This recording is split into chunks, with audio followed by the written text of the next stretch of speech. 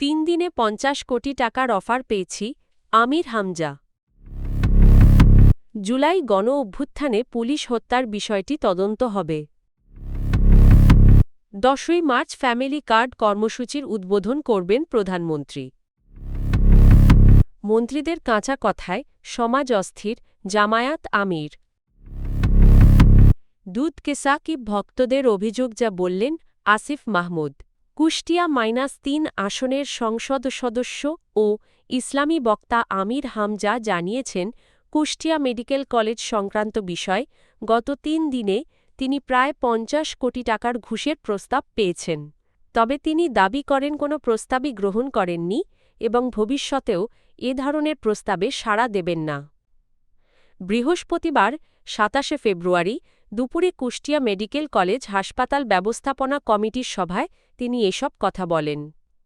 আমির হামজা বলেন, দায়িত্ব পালনকালে অবৈধ কোনো সুবিধা গ্রহণ না করে সততার সঙ্গে কাজ করতে চান। তিনি সতর্ক করে বলেন, তার নাম ব্যবহার করে কেউ অবৈধ সুবিধা নেওয়ার চেষ্টা করলে কঠোর ব্যবস্থা নেওয়া হবে। তিনি আরও বলেন, বৈধ পথে থেকে জেলার উন্নয়ন কার্যক্রম এগিয়ে নেওয়ার চেষ্টা করা হবে। সভায় জেলা প্রশাসক ইকবাল হোসেন ও কুষ্টিয়া মেডিকেল কলেজ হাসপাতালের পরিচালক ডা. শহীদুল ইসলাম সহ সংশ্লিষ্ট কর্মকর্তারা উপস্থিত ছিলেন। স্থানীয় সরকারপল্লী উন্নয়ন ও সমবায় মন্ত্রী মির্জা ফখরুল ইসলাম আলমগীর জানিয়েছেন, জুলাই গণ অভ্যুত্থানে পুলিশ হত্যার ঘটনা তদন্ত করা হবে এবং এ বিষয়ে স্বরাষ্ট্রমন্ত্রীর বক্তব্যই কার্যকর হবে। শুক্রবার দুপুরে ঠাকুরগাঁও শহরের হাজীপাড়া হাফেজিয়া মাদ্রাসা ভবনের ভিত্তিপ্রস্তর স্থাপন শেষে সাংবাদিকদের প্রশ্নের জবাবে তিনি এ কথা বলেন। মন্ত্রী বলেন, এ ঘটনায় ইতোমধ্যে তদন্ত হয়েছে, প্রয়োজন হলে আবারও তদন্ত করা হবে। বিষয়টি যেহেতু আদালতে রয়েছে তাই আদালতের সিদ্ধান্ত অনুযায়ী ব্যবস্থা নেওয়া হবে। তিনি আরও জানান, স্থানীয় সরকার নির্বাচন যথাসময়ে অনুষ্ঠিত হবে এবং সরকার গণতন্ত্রের প্রাতিষ্ঠানিক কাঠামো শক্তিশালী করতে কাজ করছে।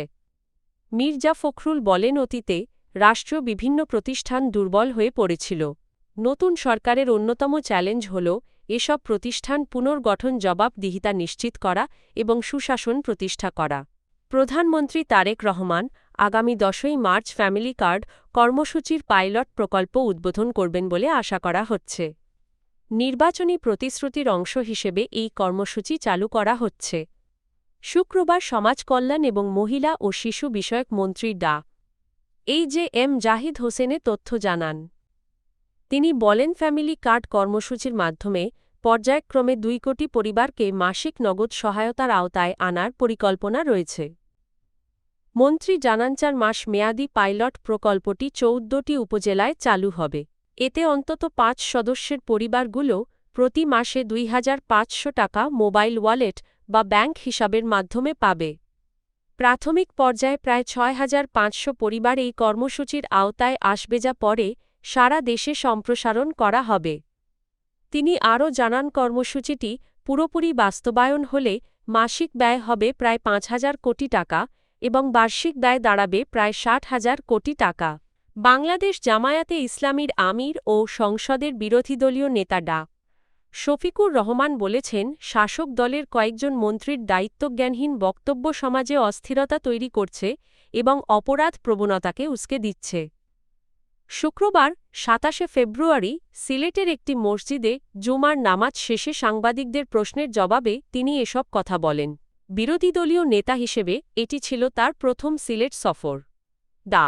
শফিকুর রহমান বলেন, বর্তমানে মানুষের ব্যক্তিগত নিরাপত্তা মারাত্মকভাবে বিঘ্নিত হচ্ছে। এ পরিস্থিতিতে সরকারকে বিষয়টির প্রতি যথাযথ গুরুত্ব দেওয়ার আহ্বান জানান তিনি। তিনি সতর্ক করে বলেন, শাসক দলের কেউ যেন অপরাধীদের পক্ষ না নেন বা দায় এড়িয়ে না যান। সদিচ্ছা থাকলে সমাজে ইতিবাচক পরিবর্তন সম্ভব বলেও মন্তব্য করেন তিনি। রাষ্ট্রপতির অভিশংসন প্রসঙ্গে তাৎক্ষণিক মন্তব্য করতে অনাগ্রহ প্রকাশ করে তিনি বলেন, বিষয়টি নিয়ে দলীয়ভাবে এখনও আলোচনা হয়নি। দেশের স্বার্থ বিবেচনায় দল সিদ্ধান্ত নেবে। এনসিপির মুখপাত্র আসিফ মাহমুদ সজীব ভুঁইয়া বলেছেন, দুর্নীতি দমন কমিশনে দুদক তার বিরুদ্ধে দেওয়া অভিযোগ রাজনৈতিক উদ্দেশ্য প্রণোদিত। শুক্রবার ২৭ ফেব্রুয়ারি রাজধানীর শ্যামপুরে স্থানীয় এনসিপির ইফতার মাহফিল শেষে সাংবাদিকদের সঙ্গে কথা বলেন তিনি। এর আগে বৃহস্পতিবার সেগুনবাগিচায় দুদকের প্রধান কার্যালয়ে জাতীয় ক্রিকেট দলের সাবেক অধিনায়ক সাকিব আল হাসানের সমর্থকদের একটি দল আসিফ মাহমুদের বিরুদ্ধে অভিযোগ জমা দেয়। এ প্রসঙ্গে আসিফ মাহমুদ বলেন, সাকিব আল হাসানের সমর্থকরা দুদকে গিয়ে তার বিরুদ্ধে অভিযোগ দিয়ে বিশৃঙ্খলা সৃষ্টি করেছেন।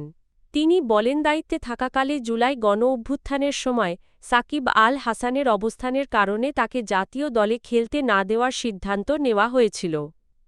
তিনি আরও বলেন, কাউকে খেলতে না দেওয়ার সিদ্ধান্ত যদি দুর্নীতি হিসেবে বিবেচিত হয় তবে সে বিষয়ে তদন্ত বা শাস্তি হলে তার আপত্তি নেই।